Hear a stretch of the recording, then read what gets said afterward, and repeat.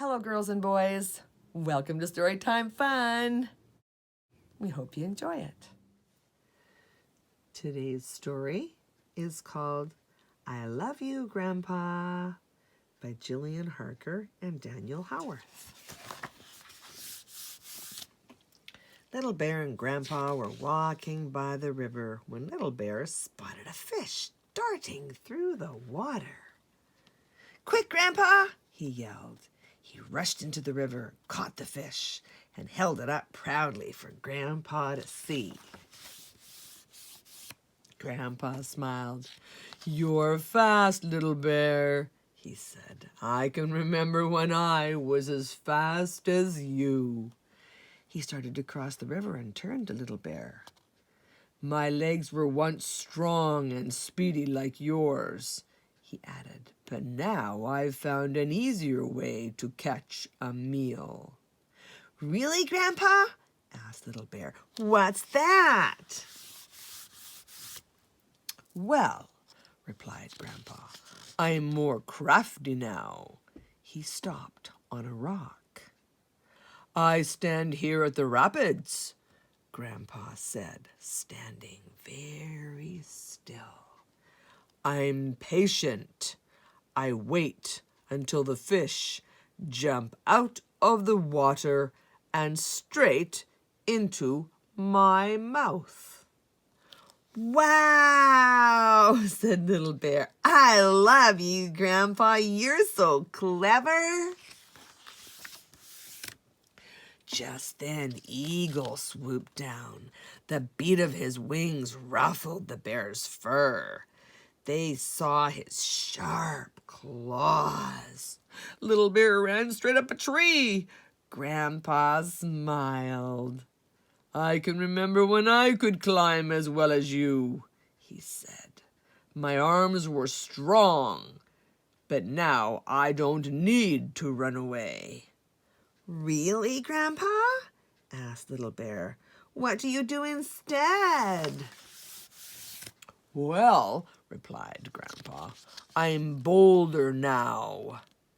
When Eagle swooped again, Grandpa barked in his deep, gruff voice. He roared, and the eagle swerved away over the mountains. "Roar!" "Wow," said Little Bear. "I love you, Grandpa. You're so brave." They walked on until they came across a slope where the earth was softer and deeper. "Watch me, Grandpa," called Little Bear. "I can dig myself a really good hollow to sleep in through the winter." And Little Bear began to scrape away the soil. Grandpa smiled. "I can remember when I could dig as well as you," he sighed. "My claws were really sharp, but now I know a better way to find a hollow." "Really, Grandpa?" frowned Little Bear. "But where do you spend the winter?" "Well," replied Grandpa, "I'm wiser now. All I need to do is find a hollow tree." He padded through the woods in front of Little Bear. "Follow me," he called, and he led Little Bear to a huge tree. In the middle of its massive trunk was a snug hollow. "I love you, Grandpa," laughed Little Bear. "You know so much." Little Bear looked up at Grandpa. "Will I ever be as crafty, brave, and wise as you?" he asked. "Of course you will," replied Grandpa. "Shall I start teaching you now?" Little Bear nodded. So Grandpa took Little Bear to the rapids and taught him the crafty way to catch a fish and the brave way to scare a bird away. Little Bear learned quickly. Soon, soft flakes of snow began to fall. "It's time to find us a hollow tree big enough for two, Grandpa said. And he helped Little Bear to choose wisely. Little Bear snuggled up to Grandpa. He felt really good.